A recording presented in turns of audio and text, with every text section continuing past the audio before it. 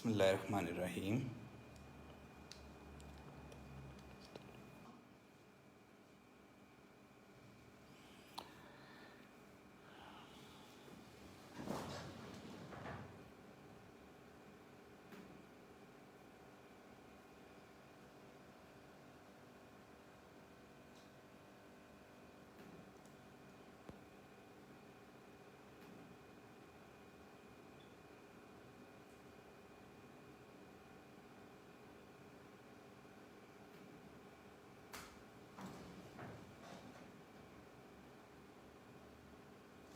Just waiting for others to join.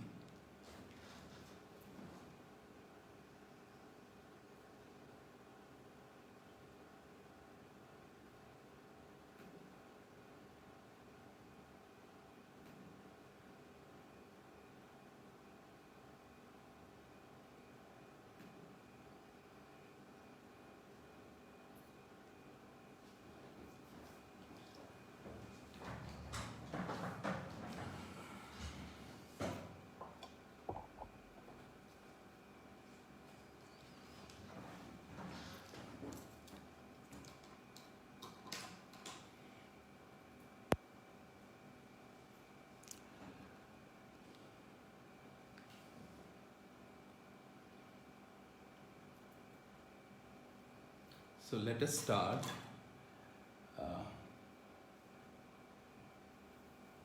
So we have been studying the graphical method of computing the frequency response and phase response of an LTI system. And in that, Dr. Ali also covered an example, and let me just take an example and we work on that. Let's say there is an LTI system with impulse response or with transfer function h of z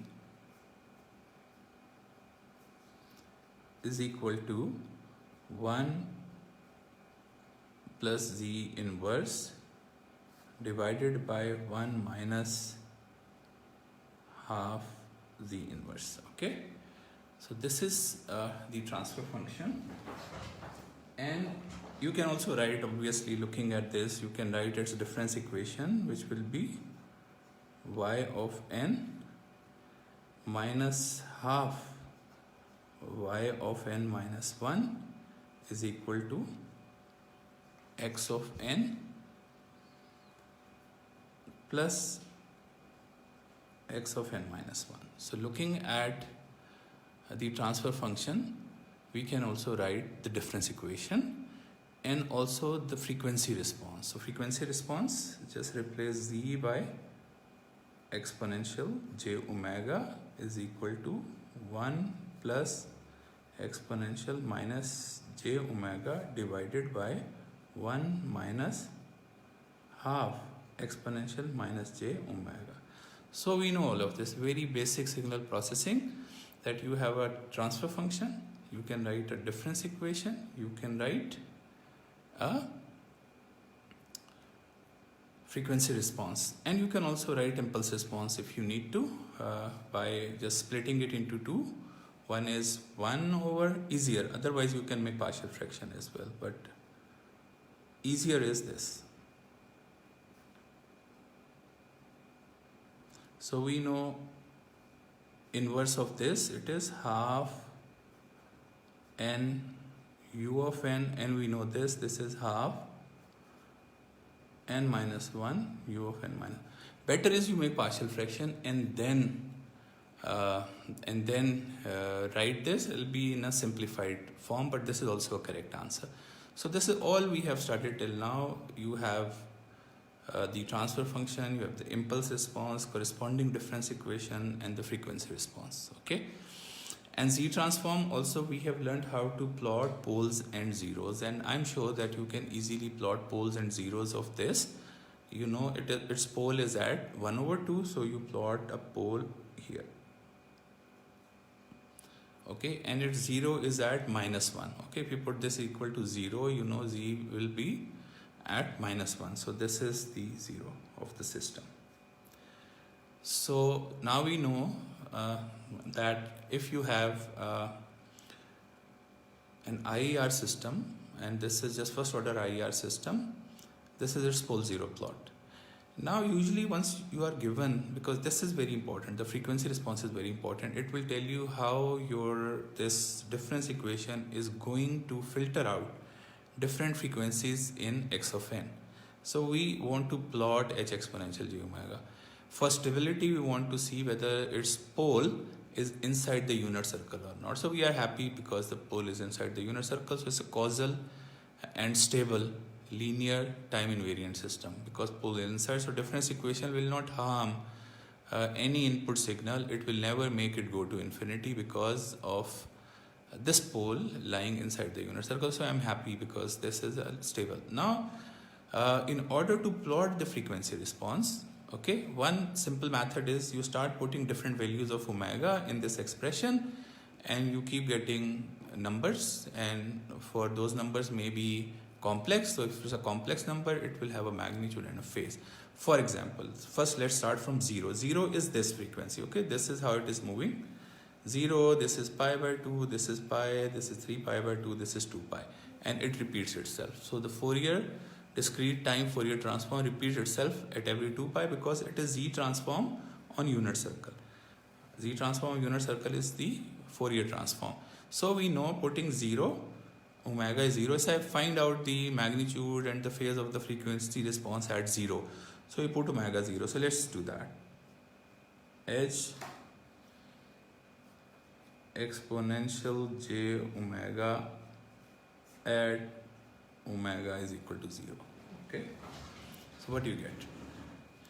Once you put omega 0, you get 1 plus 1 because exponential of 0 is 1 and 1 minus half, right? So 1 plus 1 is 2, 1 minus half is half is equal to 4.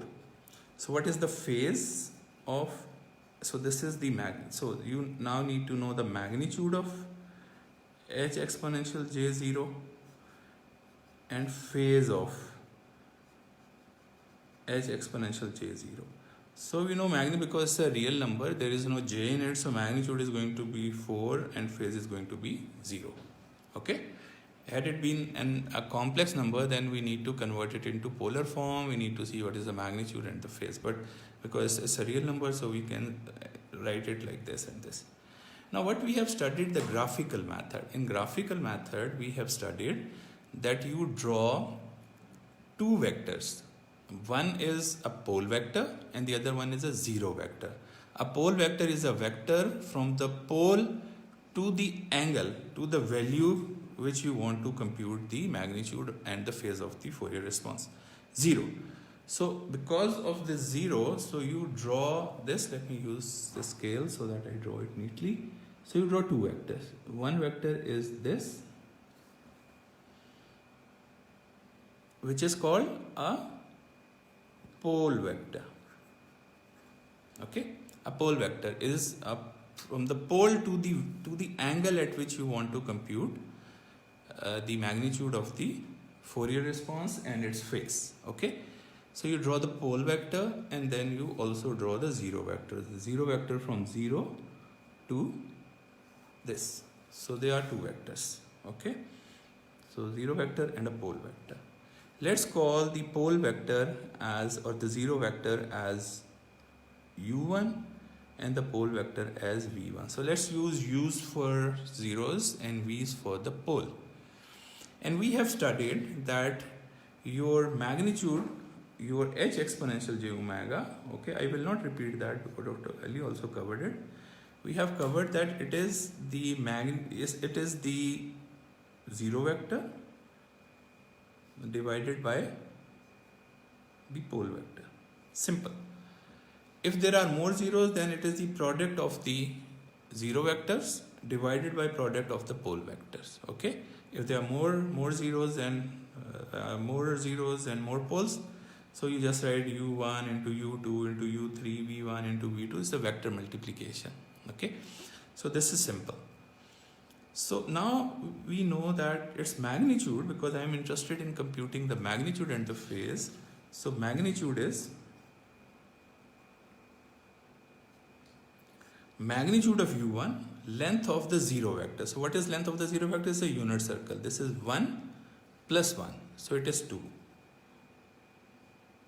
2 divided by length of the pole vector. How much is length of the pole vector? Because this is at half. So I know the length of the pole vector is half. So I put half here. So this 2 goes here 4. So 4 and 4. Yes. So this is another way of finding the magnitude of the frequency response by simply plotting the pole vectors and the zero vectors, okay, at the angle at which you intend to compute. And now what is the angle? Angle is angle of the, from the x-axis, angle of the pole vector, angle of the zero vector minus angle of the pole vector.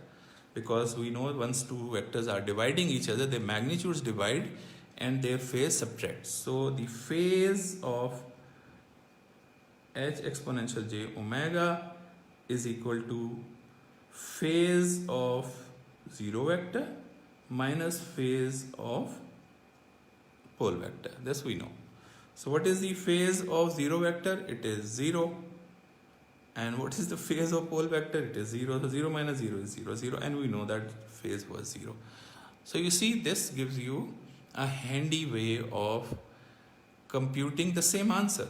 Instead that you either deal with complex numbers and the phase response at pi by 2. So if I have this expression, so let's play with the expression first. Pi by 2, you say no problem. Here in omega, you put pi by 2. So if you have this omega, all you have to do is you put in this omega, you put now pi by 2. Okay, so we know this much. Okay, so let's do this here. So I'm saying pi by 2. You say no problem. Pi by 2 means h exponential j omega pi by 2 is equal to 1 plus exponential minus j pi by 2 divided by 1 minus half exponential minus j pi by 2. Okay, and now you need to use a calculator to find out what is 1 plus exponential minus j pi by 2, and you know it is cosine of pi by 2 minus j sine of pi by 2, and cosine of pi by 2 is 1, sine is 0. So this, if you use a calculator, you will find out that this is 1 exponential minus j pi by 2. Its cosine is cosine is 0 and sine is 1. Okay, so it is 1 minus j, and similarly this is going to be minus j. So now you are dealing with complex numbers. Once you're dealing with complex numbers, what do you do? So these are complex numbers. So you need to convert them into polar form, and then you use your calculator to find out the this division, and this will be a complex number again. Find out its magnitude and phase, and so that will be the magnitude and the phase of this. Okay. On the other hand, if you are using the graphical method, so you do the same. Draw the pole vector. So I am drawing the pole vector here. This is the pole vector at pi by 2. Whatever angle you are asked to compute, and draw the zero vector. So zero vector here.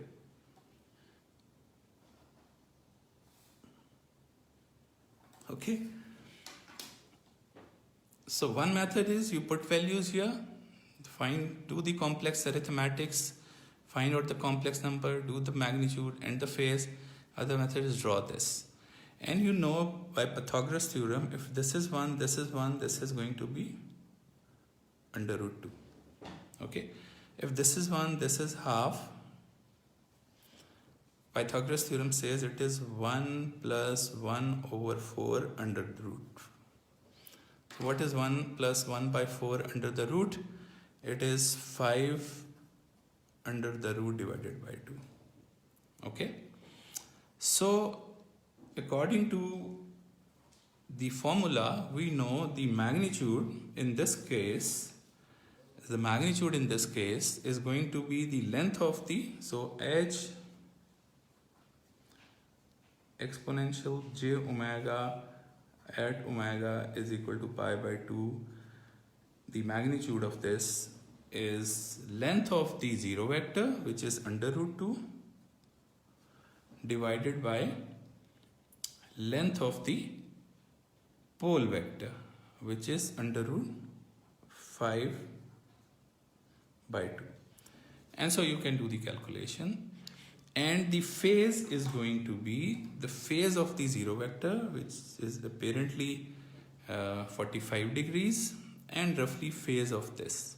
Okay, this angle, which is about, let's say, 120 roughly, you can say. So this minus this, so this will give you the value of the phase.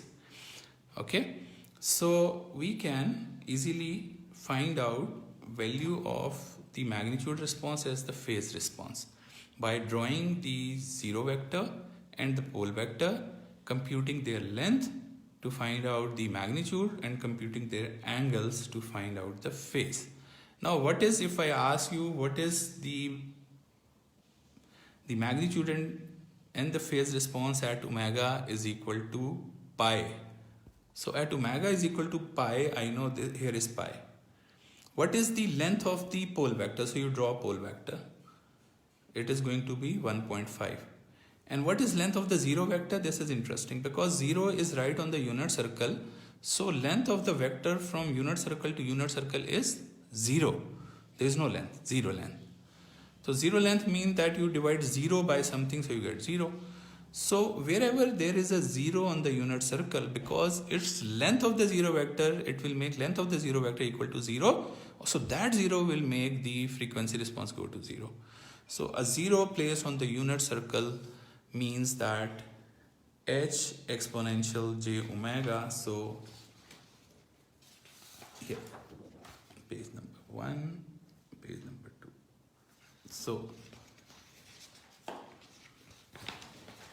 So if I take the same diagram and now compute at here, so first I can use this expression,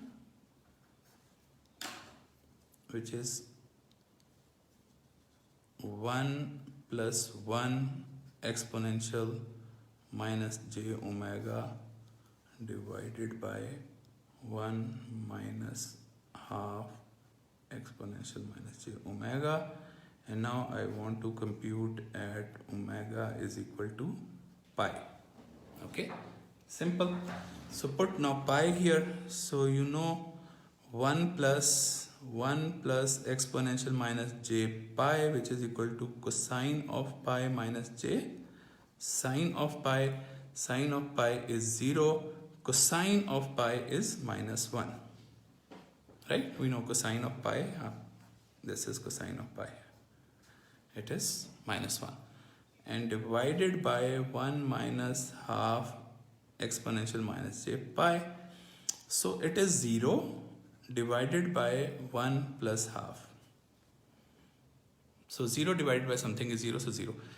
But by looking at this, I already know using my graphical method that h exponential j omega is the zero vector divided by the pole vector.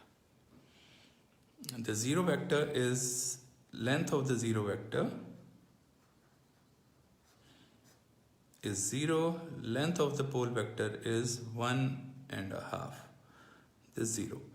Angle of the, so angle of h exponential j omega, the phase is phase of the u1 minus phase of angle of v1, and this we are doing for omega is equal to pi. So we put the angle, both are 0 because, no, sorry, this is 180 and 0. So because now it is this angle. Okay, so it is, this is 0. Actually both are 0 because both are in this direction. Those are pi and pi, pi minus pi 0, pi minus pi 0. Okay, both are pi because it is this vector and 0 vector is also this, so it is both angle gets used a 0. So now if you now let's come back to the question which I posted on the Facebook page, and it says that if you have two poles here and two zeros, I think this was the question. Okay, so the two poles and two zeros, so this pole is 1/2 here, 1/2 here, and right on the unit circle. And now we know that its minimum value, the minimum value is going to be where there is a 0. So first minimum value will be at pi/2, and what is the value? It will be 0 because length of the 0 vector is 0. So you can say without calculating anything that minimum of h exponential j omega is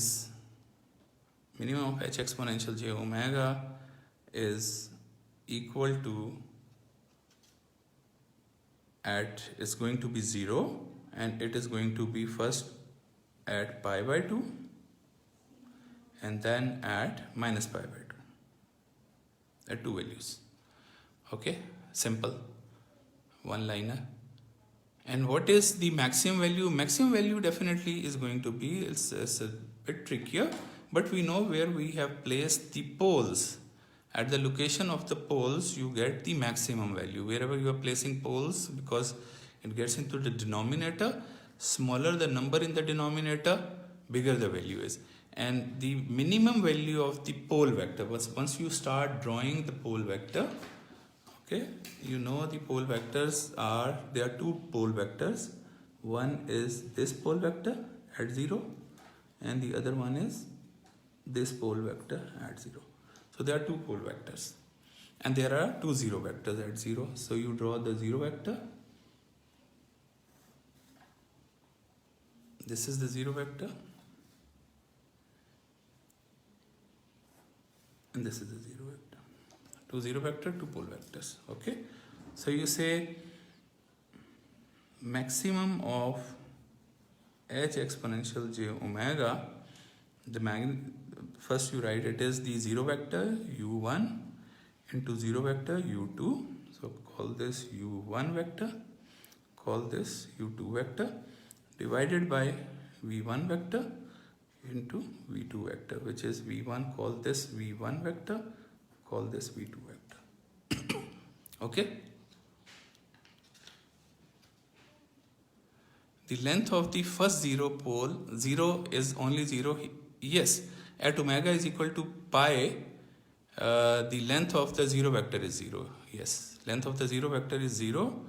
In this example, length of the 0 vector is 0 at length of the 0 vector is 0 because it is a vector from 0 to the 0 of the circle. Okay, if magnitude of a vector is 0, if magnitude is 0, phase really does not matter, right? Phase is also, you need not to worry about the phase because the magnitude is 0. The vector magnitude is 0 means it's not there. So this is the magnitude of the 0 vector is 0. Okay, because the vector from length of the vector from this to this is 0 length. Somebody was asking from Dr. Ali, what if you place a 0 here? The length of this vector is 1, no matter at what angle you plot this. Okay, if 0 is placed on the center or a pole is placed, because its length is 1 everywhere. Okay, so it's multiplying 1 by something will remain something, so it is not going to affect the phase or the magnitude of the frequency response. It is simply, if you say Hz is equal to Z. Okay, and so Z is equal to 0. This is Z is equal to 0. It's just one 0, add 0. So it's just doing nothing there except it's not going to affect the frequency response, except it will just has a delay which is xn plus 1. So this is y of n will be xn plus 1. It's not changing the frequencies. But coming back to this question, remember you need to draw the angle. Here you have to guess the angle. So there are, at this angle the length is 0, so this will make the magnitude goes to 0. At here the length is 0, so it will make the magnitude goes to 0. Here you need to calculate now. So let's calculate it. So length of this vector, which is u1, length of this vector is what? Pythagoras theorem says 1 and 1 is under root 2. And length of this vector is same, 1 and 1 is under root 2. So it's not really a 2-minute question. And then what is length of the pole vector v1? It is half. And what is length of this vector? It is 1.5 or 3/2. So the magnitude of h exponential j omega is going to be length of u1, which we know is under root 2, length of u2, which we know is under root 2, divided by length of the pole vector v1, which is half, and length of v2, which is 3/2. So it is that simple. Okay, under root 2 is 2. This 2 is the 4 divided by 3. So this is the answer, 8 divided by 3. If I ask you that is there any other way of finding the same? Yes. First you find out the h of z, then you find out h exponential j omega, then you put value of 0 omega 0 to find the frequency response here, and you put omega is equal to pi over pi to find value here. So you can go through that exercise at your own. Write first its transfer function. So there is also a lengthy way of doing the same. First find out h of z, which by looking at this you can easily write h of z. It is 1 minus 1 exponential minus j pi by 2 z inverse. So it's not that simple. Let me use it here. Let me do this here. It's not that simple. So you write h of z, first is this 0. Okay, this 0. So this 0 is 1 minus 1 exponential j pi by 2 z inverse. Then this 0. This 0 is 1 minus 1 exponential minus j pi by 2 z inverse. Divided by this pole. This pole is 1 minus z inverse. This pole. 1 minus half z inverse. Then this pole. This pole is 1 plus half z inverse. Okay. So this is the transfer function. Now you multiply them together, make it simple. Then you replace it z with exponential j omega. Then put omega is equal to pi by 2. Then 3 pi by 2. Then 0. Then pi. So this is, and I can, by looking at this, because it's symmetrical, I know that I'm going to get the same value here. I'm going to get the same value here, which means that the same value at 0 and pi. So minimum and maximum can be calculated using this. So now we know that given a pole 0 plot, I can roughly guess, or exactly, if I have, draw it to scale, I can figure out, or applying the theorems, or I can figure out the frequency response at any angle.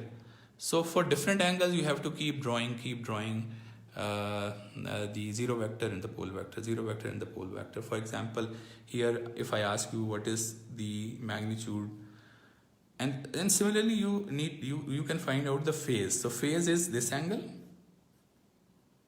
okay, into this angle. I know this is minus 45, this is plus 45. So what is this plus this? Plus 45 minus 45 is equal to 0. And this angle, so angle this, what is this angle? 0. And the other vector is this, what is this angle? 0. So I have minus 45, or I should write minus pi by 4 plus pi by 4 plus 0 plus 0. So here angle phase is 0. Okay, at this frequency phase is 0. So same is the case, it is going to be 0 here as well. Okay, because one angle will be positive, the other angle will be negative, so positive negative will cancel out. And but here there will be some phase, some other, for example here, so you have to draw this angle, you have to draw, sorry, this vector, then you have to draw this vector, then you have to draw this vector. So every, whatever the point you have, if I only ask you to draw vectors and clearly label them to find out the value of the frequency, the magnitude of the frequency response and the phase response at some angle, let's say it is 120 degrees. No problem. Whatever is the angle, you draw all the vectors, and roughly, if you have a scale like this, so roughly measure the, oh, this is length, roughly measure its length, roughly, don't get into Pythagoras theorem and stuff like this. If the figure is made to the scale, so you can roughly find out, right, what is this angle, this length. So figure out the length and do the multiplication of this length into this length divided by this length into this length. And especially with the angles, roughly figure out angles. So this is the angle, and this is the angle, and this is the angle, and this is the angle. So roughly, if you have a D, remember, so you can figure out the angles and do the subtraction and you will find the phase. So by looking at the pole zeros, you can roughly guess. But the important is that once you start closing a pole to the unit circle, okay, at the location of the pole, it start, because it is 1 over, let's say if there is only one pole and a 0, usually just a one pole system. So there is only one pole, and so there is a pole, and Dr. Ali has actually shown you by moving the pole, and there is 1 0. So here at this angle, it is length of the, let's say it is at 0.9, length of the 0 vector, which is 1, length of the pole vector, it is 0.1, so it is 10. So the magnitude of the frequency response at 0 is going to be 10. If you move it even closer to the unit circle and make it equal to 0.99, for example. So 0.99, if it is 0.99, so it is 0.01. So it is 1 over 0.01. 1.01 is going to be 100, remember. And if you start moving it on this side, 0.5, so it is going to be 1 over 0.5. It is 10 divided by 2 is equal to 5. So 5, 10 and 100. So location of the pole closer to unit circle will make it peak out, go up, up, up, up. How up depends how closer it is to the unit circle. Okay, and converse is true for the 0. If you are bringing 0 closer to the unit circle, remember then the 0 vector length. So if it is actually, instead of an IR, here is a 0. So if it is directly the length of the 0 vector, pole is placed here. So there is just pole at the 0. So length of the pole vector everywhere is 1. So you don't need to worry about it. You need to worry about the 0. If it is placed at 0.5, so length is 0.5. If you place it at 0.9, so its length is 0.9. Length is 0.1. If you place it at 0 here, it is 0.01. If you right place it on the unit circle, it is 0. So the magnitude of the frequency response is going to go down like this. It is 0.5 to 0.1 to 0.01 to 0. So if it is a 0, at 0, so frequency is going to dip, or is going to do this, or is going to do this. It depends where a 0 is placed. Whereas here, where the pole is placed, it is here or here or here. It's going to go up, up, up, up. So in the lab, you will see, once you are designing low pass filters, all the poles will be where you want the frequencies to be up, and all the zeros will be at other places. So I'll show you these in MATLAB. If you have a band pass filter, all the poles will appear in the band which you want to pass. Whatever frequencies you want to pass, there it will place the poles, so that frequencies can go. and rest where you want to bring them down, the zeros will be placed across the unit circle. And similarly, if you have a high pass filter, you will find poles will be on this side because these are high frequencies. Okay, remember pi is the highest frequency in a digital signal, so here. And so poles will be here and zeros will be here. So very interesting to see the movements of poles and zeros once you are designing a low pass to a band pass to a high pass filter, because it is the location of poles and zeros that basically shapes the frequency response of an LTI system. The shaping is happening. So there is a tool, you have seen that in MATLAB, that you can yourself go and place poles and zeros. Okay, so you design a filter, then you start changing the location of the poles and zeros, which you can easily do.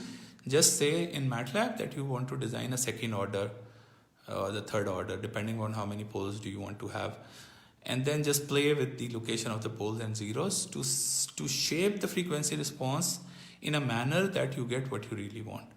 One method is that that you can physically move the poles and zeros, knowing this knowledge what we have just understood now. So in the exam, usually I give you a question like this: find the graphical method to roughly means that roughly, for example, if there are even more poles, if I give you in the exam, okay, a question like this. So there are pole, a zero and zero, okay, and ask you roughly find out its value, let's say at this angle. Roughly means roughly. You draw zero vector, you draw zero vector, so you must not spend too much time on this, and then you draw pole vector and you draw pole vector. So very simple, right? Even a high school student can do this. So at the angle where I have asked you to compute the magnitude and phase, you draw this and roughly measure, okay, this is length of my zero vector, this is length of my zero vector, this is length of my pole vector, this is length of my pole vector. Okay, once you have measured this, you write, let's say roughly this is 0.4, this is 1.2, this is divided by, I'm just roughly putting number, 1.3, and this is 1.7. So this will give you the magnitude of the frequency response at this angle. Let's say this is 130 degrees.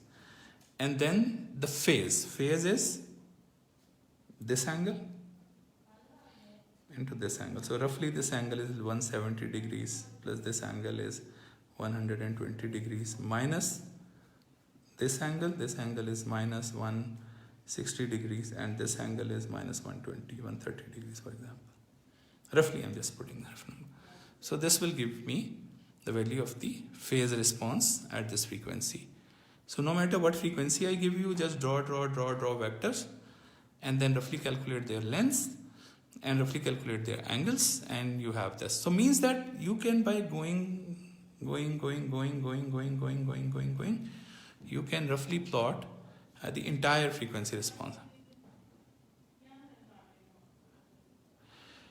It is the analysis. The question is, how can we use this info, phase and magnitude to our advantage in the filter design? Actually, this is the analysis. Once you have a filter design, okay, number one, a filter is designed, you want to plot its magnitude and phase response. So by looking at the poles and zeros, you can do the analysis yourself and roughly plot the poles and zeros, number one. Number two, I told you, and this is interesting, is if I show you in MATLAB, and I'll try to show you in MATLAB, that this primarily, once you are designing a filter, you find that poles and zeros are placed automatically so that you get a specific frequency response. And then if you want to change, play, so you can change, you just play with the location of poles and zeros. There's a tool in MATLAB filter design toolbox which allows you to change the location of poles and zeros. So by changing with the poles and zeros, bringing them closer to the unit circle, if you want frequency response to go up, so you can play with it, with this knowledge, and can shape the magnitude of the frequency response to your desires. So this is pretty much I intend to cover, but let me just show you something interesting here. Quickly, just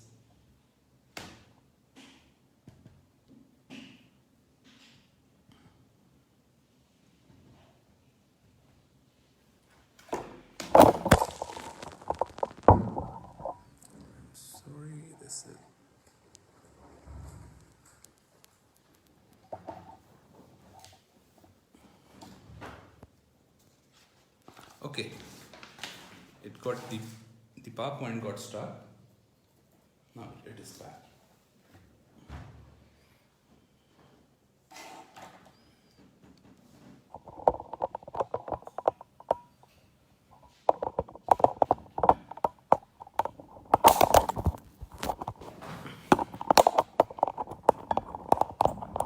What is the significance of poles and zeros at center of a unit circle? It has no significance, because if it is in the unit circle, neither its magnitude nor its phase going to add any value, because if it is on the unit circle, as you know, its magnitude is going to be 1, no matter at what angle you are computing the magnitude. So a pole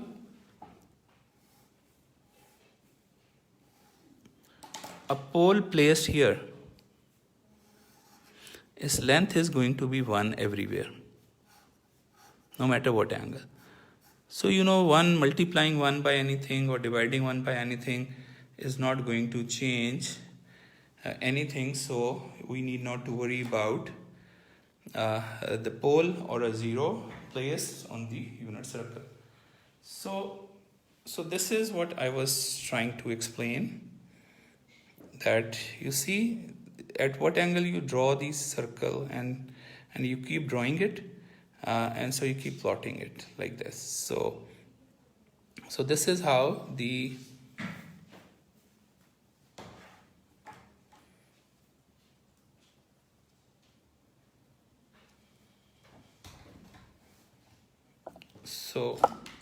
this is how you can roughly see at this angle,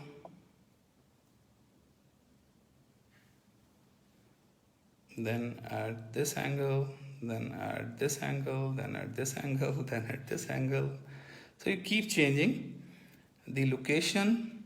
Similarly here, roughly, if you are doing roughly, so just keep changing this. Okay, keep changing. Now this is here, and if I put it like this, so you will be able to see it better.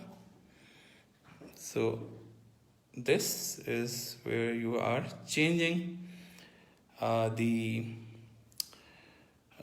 so you keep plotting, roughly keep plotting,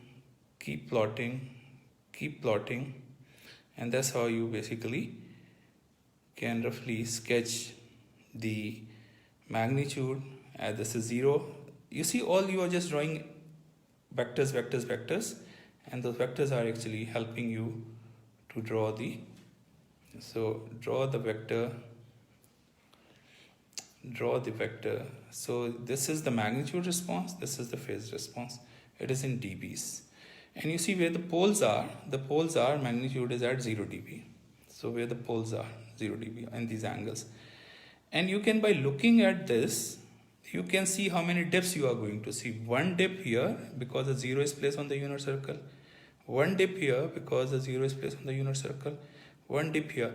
So by looking at the location of the zeros, you know that how many dips the filter response is going to have.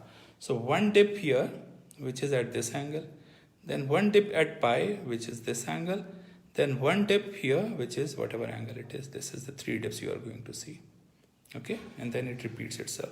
So by looking at, and somebody was asking, the significance is this: the poles placed here will bring the frequency response up to 1, 0 dB is 1, and the zeros place will keep pushing it down. So wherever there is a 0 on the unit circle, it'll bring it to 0. So poles and zeros are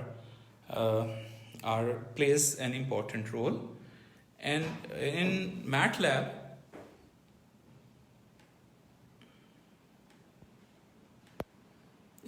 toolbox, it allows you to change the location of the poles. See, and zeros as well. Let me first change zeros first. Once I am moving zeros, see, the dip is moving.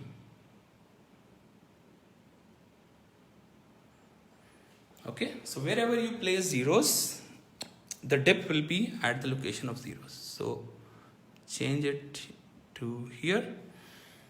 The dip is here. So change it. So this is fun. Here, so the dip is here. So the location of the zeros will change the frequency which the filter is going to eliminate completely. So just place zeros there. Say, no, I want to actually take out this frequency which is pi by 2, okay? So this, it will take out this particular frequency. And zeros will make your frequency response on these frequencies go up. So these are high frequencies at pi. You see it is at 1 at pi, 0 dB or 10 dB. So it has more gain. So if you change the location, making them closer to the unit circle, so the response is going to go up and up. And obviously you don't place them on the unit circle. And if you're going to change their location from here to, let's say this is a low pass filter. Here, you see this is 0 dB or 10 dB here now. So the peak will be at the location of the poles. So, so MATLAB gives you, the toolbox in MATLAB gives you this power to play with the location of poles and zeros, and you should now do a lab to understand it more, that how basically it gives you this power to alter or adjust. Maybe there is a fine adjustment you want to make. So go into the MATLAB toolbox and say that you want to, there is an icon, and you click that icon, and then you can just change the location of the poles and zeros in MATLAB.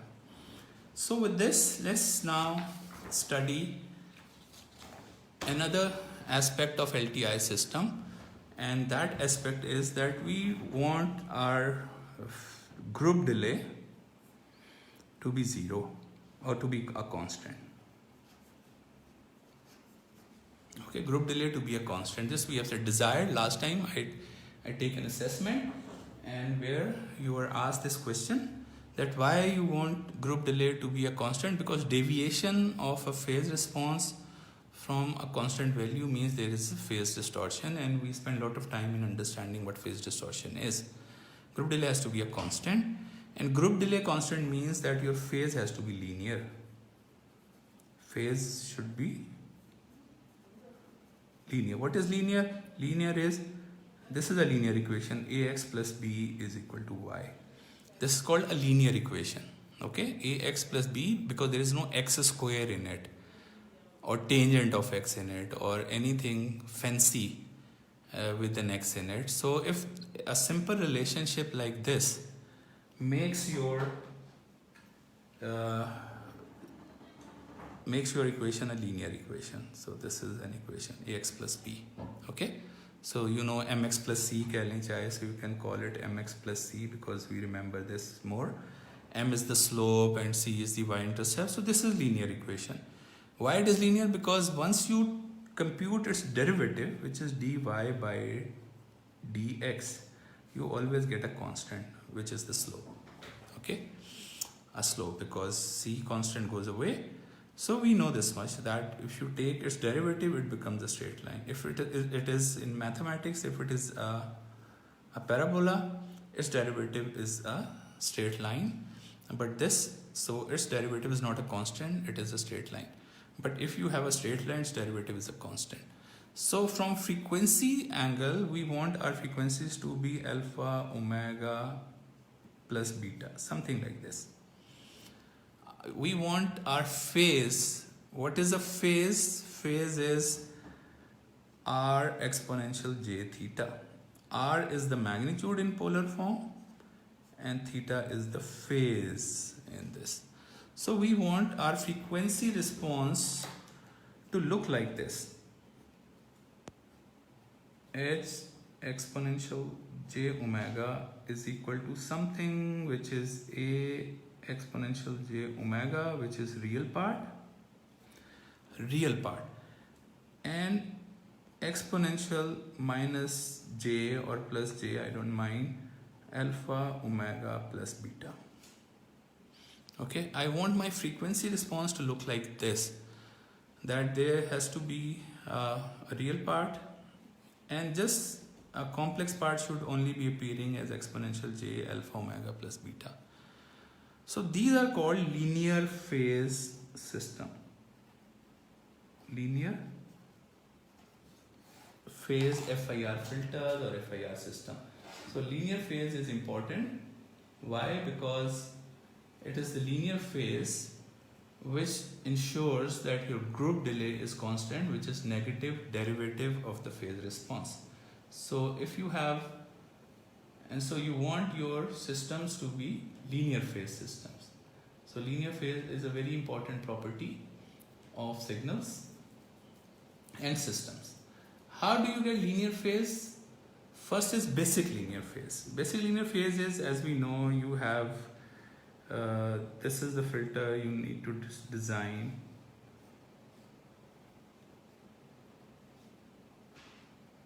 This is the filter you need to design. Okay. So its inverse Fourier transform is sine omega Cn over pi n. This is the, and if you plot this, it is a sink which is symmetric, and we know symmetric, an even function in time gives you an even function in frequency, which is all real. So it has a zero phase. If something is real, it has no phase in it. It's a zero phase. But the problem with this is it is non-causal, so you got to shift it. So once you shift it, it becomes sine omega C n minus alpha divided by pi n minus alpha. So you shift and you truncate. These are the two things you do. You shift and you truncate. So sine is this, truncate.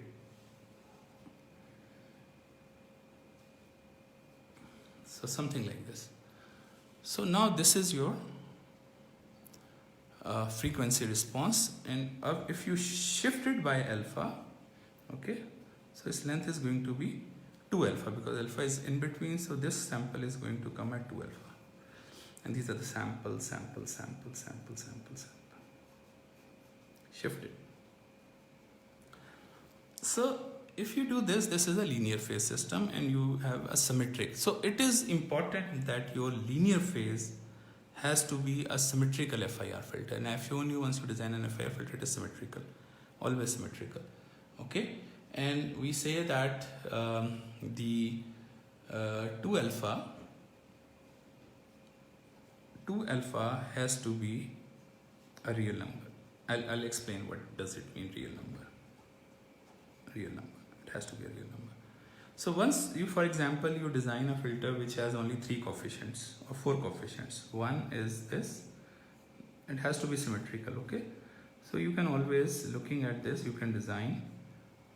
And whenever you design, it is going to be symmetrical. It is 0, let's say it is 2, it is 1, it is -1. Okay? So this is a linear phase FIR, but just looking at it, I can tell it is a linear phase because it is symmetrical. At whatever I see on the left, I see the same thing on the right. So, and once I shift it, so this becomes 0 index, this becomes index 1, this becomes index 2, this becomes index 3, this becomes index 4. Okay? And if I don't shift it, then indices are like what we know. So if you have a system like this, okay, so you can first compute its frequency response. Let's say we assume without shifting. First we take this as without shifting. So this is the system.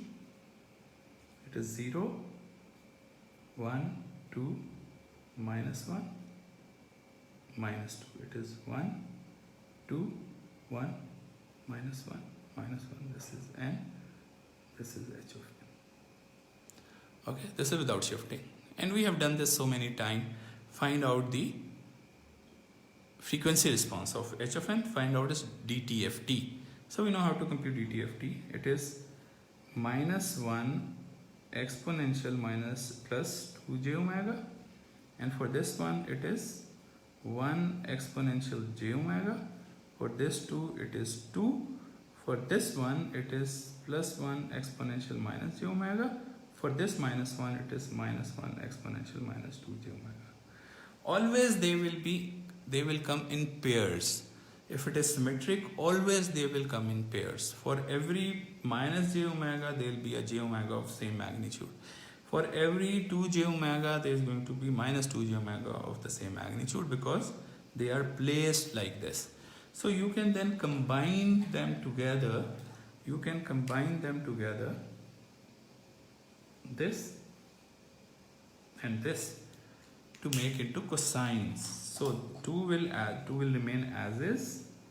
So this will be 2 cosine of omega, and this will be minus 2 cosine of 2 omega.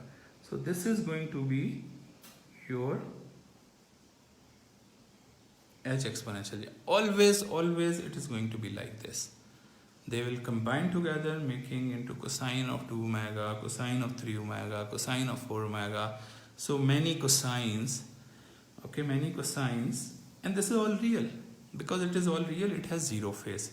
But I know that I got to make it causal. To make it causal, I need to shift it. So I shift in time. Once I shift in time, the same thing. So 0, 1, 2. So I shifted by 2. I shift this by 2. And once I shift it by 2, so let's say this is a causal C. So a shift in time is multiplication by minus 2j omega. This is what will bring the phase in it. And phase in our desired form, which says phase has to be a linear function of omega.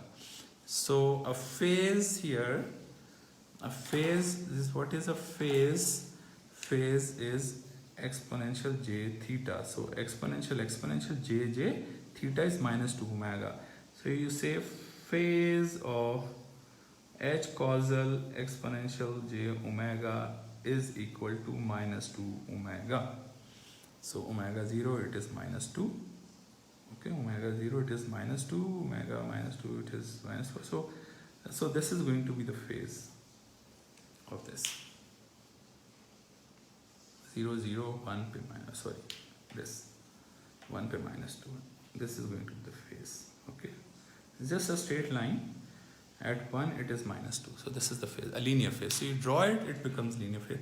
So these type of systems are called linear phase systems. So these are linear phase systems. Why? Because their phase is linear. And how do you make them? By making a symmetric filter, and then based on that you primarily first make a symmetric filter, and then you shift it. And so now here, if you look at these, some of them,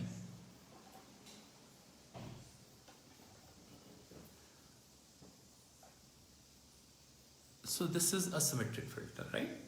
It is symmetric because it is shifted at 5. So symmetric.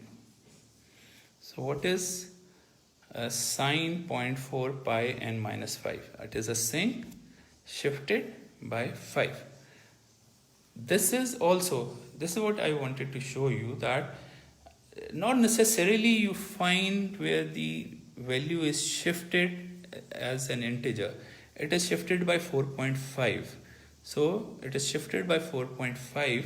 It is still symmetric. Okay, you don't find a sample on the peak, but I don't mind as long as my two samples, they pair up together. So the sample got to be paired up together to make it into a cosine, a pairing. So this number could be 4.5. This could be 4.5. So this number needs not to be integer, but multiplied by 2 should be an integer. So this number multiplied by 2 should be an integer. So that is what the condition of linear phase is, that 2 alpha has to be an integer. If it is not integer, for example, this is a case where it is not an integer. Now you see you cannot pair up together. Once you cannot pair up together means it will not make into a cosine. So we don't like that, because once you take the discrete time Fourier transform, they will not make into a cosine. So has to be symmetric filter. So symmetry is important. They got to pair up together. They got to pair up together. They got to pair up together to make into a cosine. So once they are pairing up together, all you get is a cosine. So you get a cosine like this. So they will pair up together, and you get an expression which has cosines in it. H exponential j omega, a constant, and a cosine of omega, and a cosine of 2 omega, and cosine of 3 omega, cosine of 4 omega, and an exponential term. This value in the exponential, which is says 2, maybe 2.5, 4.5, 6.5, this could be, but this is always going to be a real number. Okay, this real expression. So this is what a linear phase system is.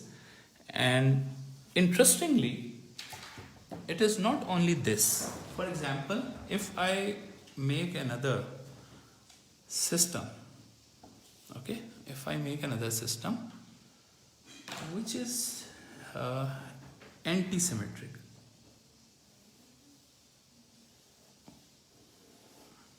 okay, so I have a sample here and a sample here. Okay, then I have a sample here, then I have a sample here, anti-symmetric. Okay, so this is 0. At 1 it is, let's say, 2, then at -1 it is -2, at 2 it is -1, then at -2 it is 1. Okay, so this is anti-symmetric. The relationship is h of, or odd function, minus h of n. Okay, and for this at 0 there has to be a 0, because to satisfy this relationship there has to be a 0 at 0, otherwise this relationship will not be valid. H of 0 is equal to minus h of 0 has to be 0. H of 1 has to be minus h of 1. So h of 1 is 2, h of -1 is -2. So this is called an anti-symmetric, or anti-symmetric, and we will shortly see that what does this anti-symmetry give us. Okay, so that's the reason we want to see that what this anti-symmetric or odd function. This is also called an odd function, and that one's an even function.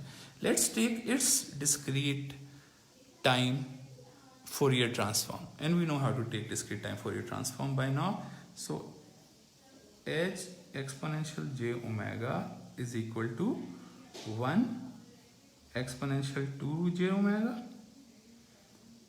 and minus 2 exponential j omega. Okay, 0, I need not to worry about that. At 1 it is plus 2 exponential minus j omega. Okay, and then this value, which is equal to minus 1 exponential minus 2 j omega. Okay, so these are the 4 values you are going to get. Okay, so far so good. So these are the 4 values you are going to get, so I'm happy. Now is that you have these 4 values, you need to pair them together. And once you pair them together, what do you get? Once you pair them together, instead of a cosine, you get a sine. Pairing these two together will give you, exponential j theta minus exponential minus j theta divided by 2j. So it gives you 2j sine of omega. Okay, it gives you 2j sine of omega. And what does it give you? This thing, it gives you, so it is minus, you have to be, this has to be positive, this has to be negative, minus 4j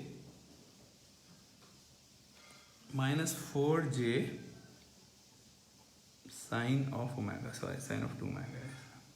So this is what you are going to get. Interesting. So this is what you are going to get.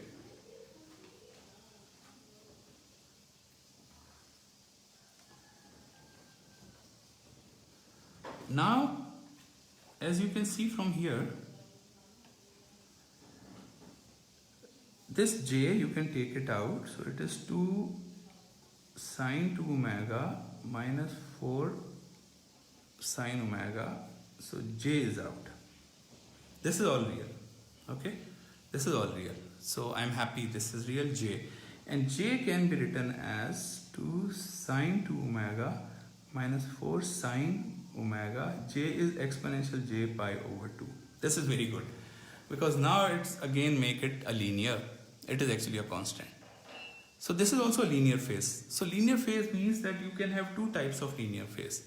One is once your Fourier transform is symmetric, or for once your impulse response is symmetric or evenly symmetric or odd symmetric. So there are actually two broader classes of linear phase system. One is even symmetric, okay, they are even symmetric, and the other one if they are odd symmetric. They got to be symmetry in a linear phase FIR filter. They may be evenly symmetric or they may be symmetric, odd symmetric. So, and then their length also is important. So they may have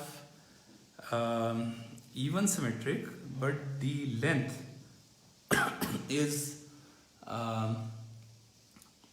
so we say usually the filter will go from 0 to m, and m may be even or odd. So m is an even.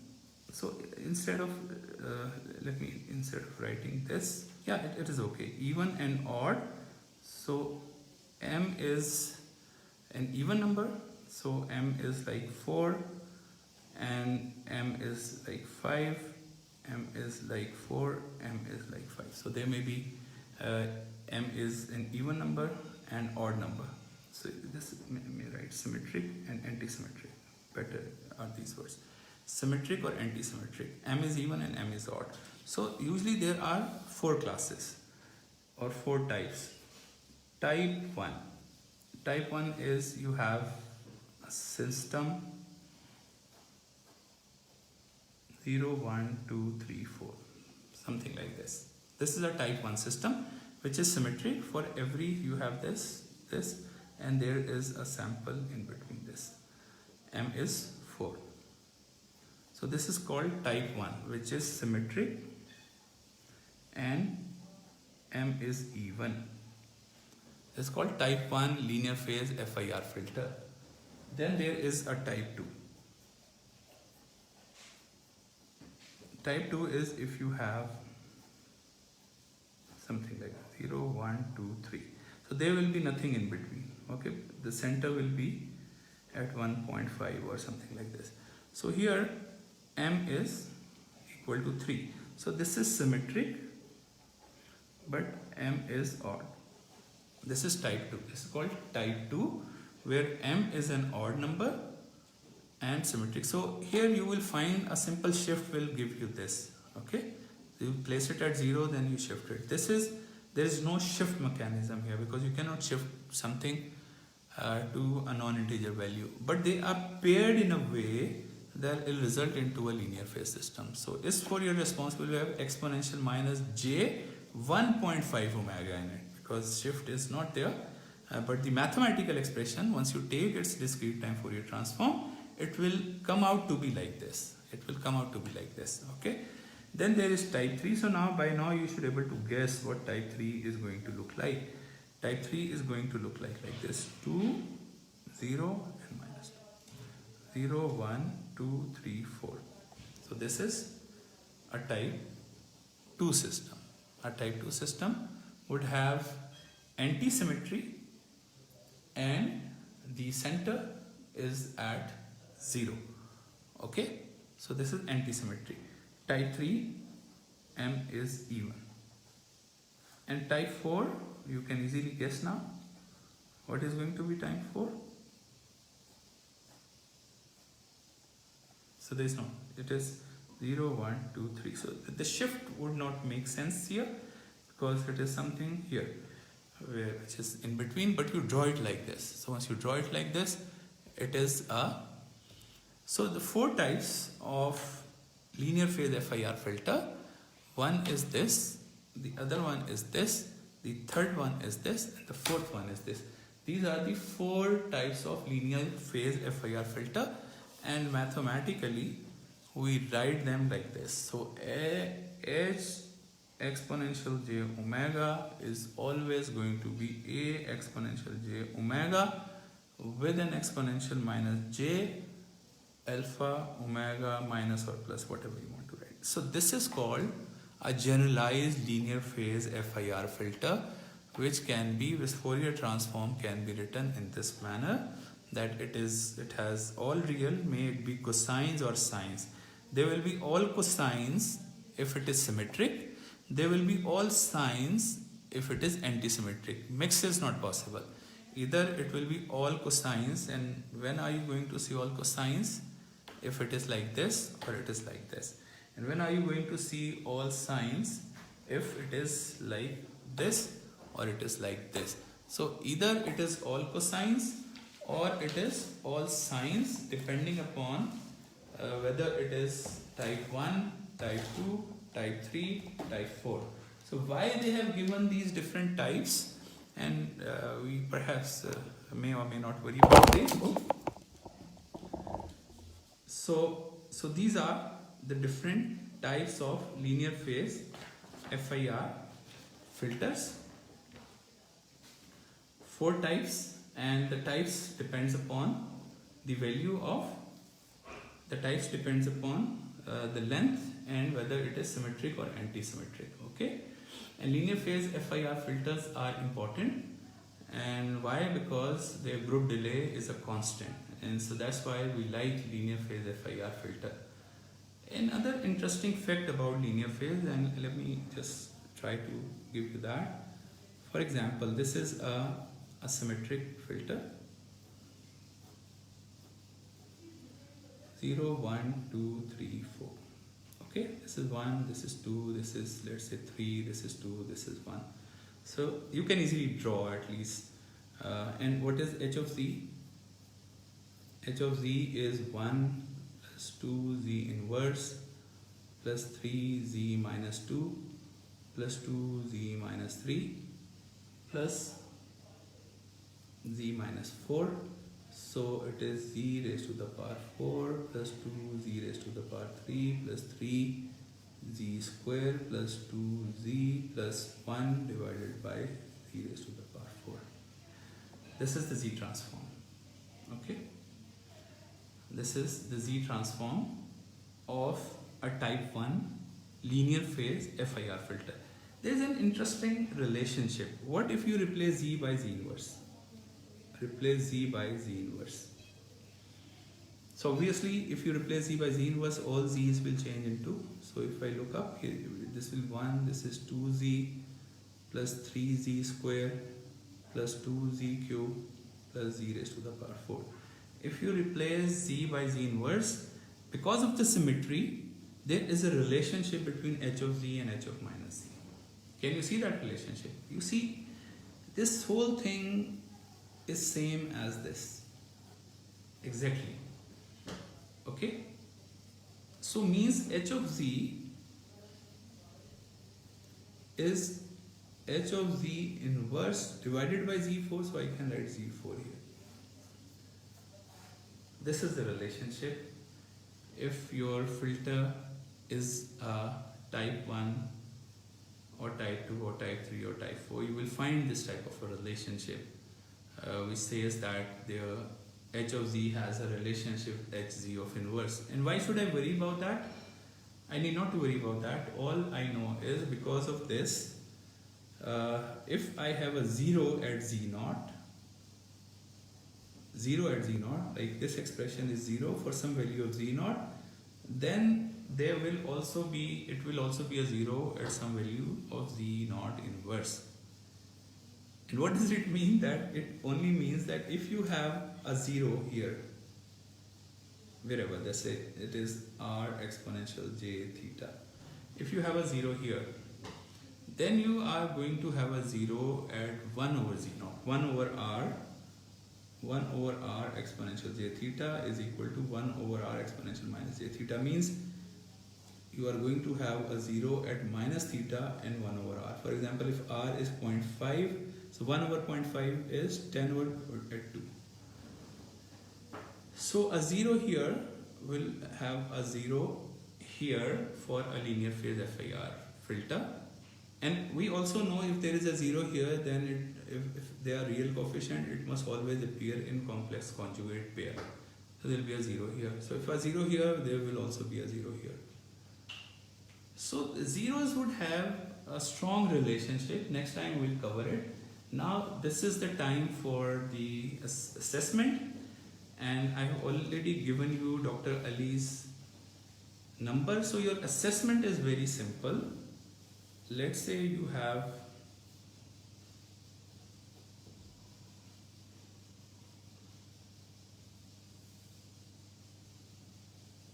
this is your filter, okay? This is first order IIR filter. Find out the magnitude and the phase at angle pi by 2. Find h exponential j omega, its magnitude and its phase at omega is equal to 0 or omega is equal to pi by 2 here. So draw the 0 vector quickly, draw the pole vector quickly, find out the length, find out roughly their angles, or you can actually find exact angles and do the maths. You have 3 minutes to do this. Sorry.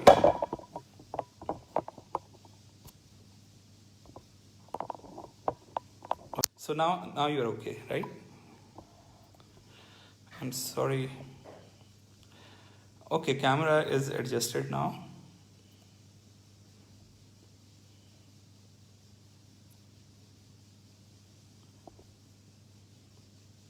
Sorry about the camera. So this is your assignment. I hope now you can see this. That you need to find out the magnitude and the angle at omega is equal to pi by 2. So the question is that you are given an h of z, the poles and zero plot. Find out the magnitude and the phase at omega is equal to pi by 2. Okay? And if you have time, find out at omega 0, omega pi, omega 3 pi by 2 as well. If you have time. Okay? But for the assessment, it is only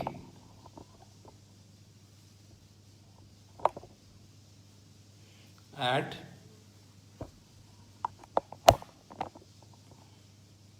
for the assessment you are only required to find out at pi. Very simple. I think everybody should be able to do this. So find out the magnitude and the phase at omega is equal to pi by 2. You can show your work by just naming these vectors as u1 and v1. A 0 vector as u1, pole vector at v1, write the value of the magnitude of u1, magnitude of v1, and phase of u1, phase of v1. And so you need not to draw this yourself. On the solution, just solution, write these and send it to Dr. Ali.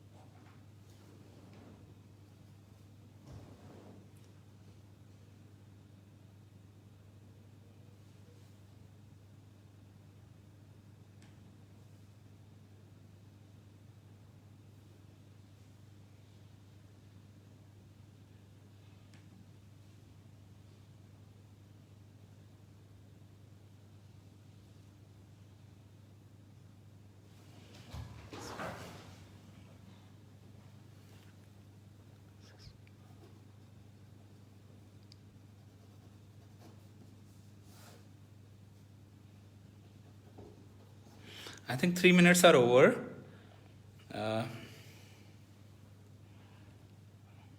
So I hope everybody has sent.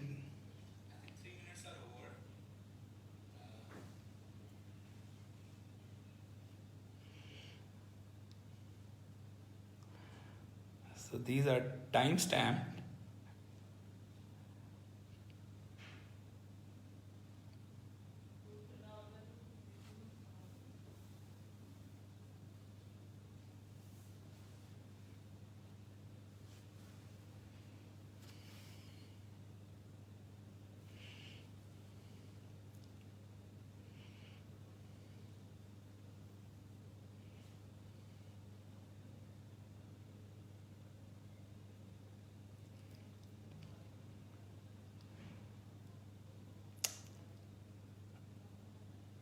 So I think the time is over, and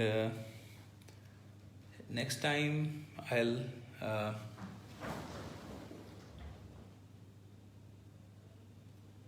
I'll repeat where the linear phase part, and then we'll start learning the next chapter, which is about the implementation.